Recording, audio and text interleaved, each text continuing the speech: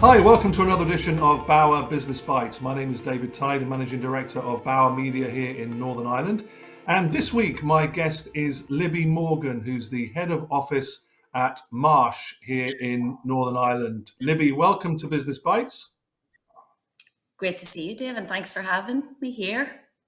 Well, it's great to have you. Let's get into our conversation this week. First of all, for the uninitiated, tell us a little bit about Marsh as a company. Yeah, certainly, David. So I'm head of office here for Marsh in Northern Ireland. We're based in Bedford Street, Bedford House. We apparently we're one of the oldest tenants there, if not the oldest. Um, we have over 80 offices throughout the UK, and Marsh we've a presence in over 130 countries throughout the globe. So very much a local service, servicing Northern Ireland businesses and organisations. Okay, so you've got the best of both worlds there with the Marsh business. So tell us how have you been helping businesses specifically here in Northern Ireland throughout the last kind of 12 to 15 months? Yeah, what an interesting period. Really, our role has stepped up to become one of a real expert role from an insurance and risk management perspective at board levels and with all our organisations. Um, COVID really has, and the pandemic has exposed risks right across the spectrum. So it's everything from people risks and mental health. To maybe risks around fire and protection of buildings if buildings are unoccupied. It's also cyber risks because people are now working from home and maybe they don't have the same protection. So it really has exposed that. So we're working very closely with all our organisations to look at risks in the widest context and try and manage them and try and manage any claims and making sure that we're helping them to protect claims from occurring in areas that they maybe just didn't consider before. So the role really has broadened out, and we're working very closely, not just with managers at that level, but right up to board level as well. Yeah, so I mean, people will be considering things now that they wouldn't have considered before the pandemic. Let's just have a quick chat about some of those things because one of the sort of rhetorical things that gets mentioned is, "Am I covered for this?" or "Am I covered for COVID?" is a kind of a phrase that I've heard, which is a general phrase but has so many different ramifications. Tell us a little bit about what's changed for the insurance industry in the last sort of period.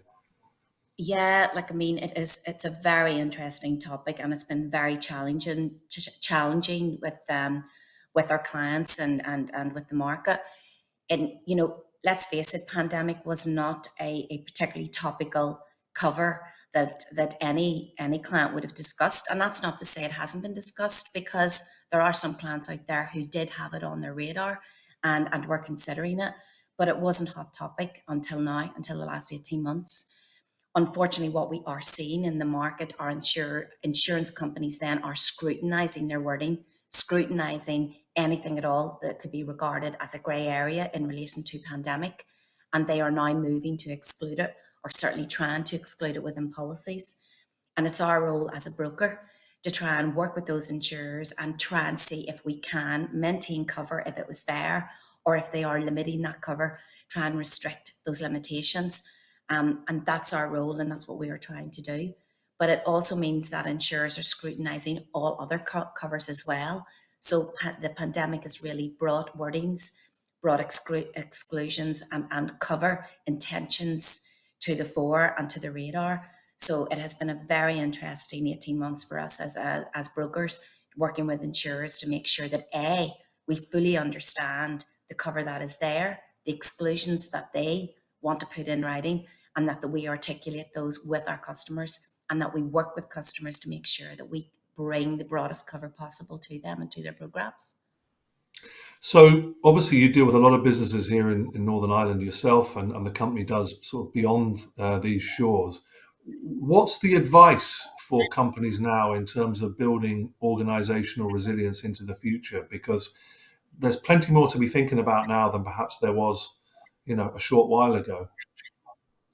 There is, and we have seen a major shift at board level, looking at risk in its widest angle now. And We're very lucky here in Marsh in Belfast. We have a risk consultancy division who work with clients right across the UK and Ireland on this very topic, and have been doing so for years. But it's now on the radar with every single organisation. Some organisations have, and it's an insurance term, but it's called a risk register, and that is looking at risk in its entirety across the organisation, not just things that would typically be insured through a broker such as Marsh. So we're working very closely with our clients to make sure that that risk register is tested from a business continuity perspective, and that everything is put in place so that they are fully resilient in terms of their business now, but also really preparing going forward if they are planning to grow, if they're planning to expand, if they're planning to go into any other particular areas, any other markets, go into any new products, that they are prepared and the plans are there in the event of something happening, that their business can withstand something something as large as a pandemic or similar. So we're working very, very closely at board level to really test that R word. C word was the COVID was the word last year. The R word this year is resilience. Yeah, and of course, we speak to businesses right across Northern Ireland every week here, and we actually hear some really, really positive stories of businesses expanding, of global businesses coming from Northern Ireland. And, how are you helping these businesses, or how can you help these businesses to, I suppose, expand and grow? And of course, we haven't even mentioned, you talk about the C word. We haven't even mentioned the B word, which was Brexit, which has kind of got lost a little bit in the last short while. So, how are you helping businesses get over some of these extra hurdles? Yeah, and I have to say the positivity that has come out of this pandemic is just palpable across Northern Ireland.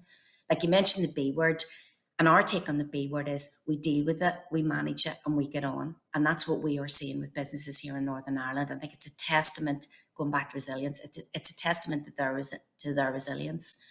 Not everybody has been able to work with the challenges of the pandemic, but in the main, we are seeing businesses in Northern Ireland look at it as an opportunity.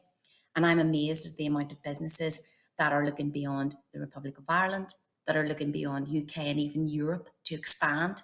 And we're seeing sectors, fintech, digital, food sector, manufacturing, brilliant examples where they are looking at M&A activity, or they're looking to go into markets throughout the globe.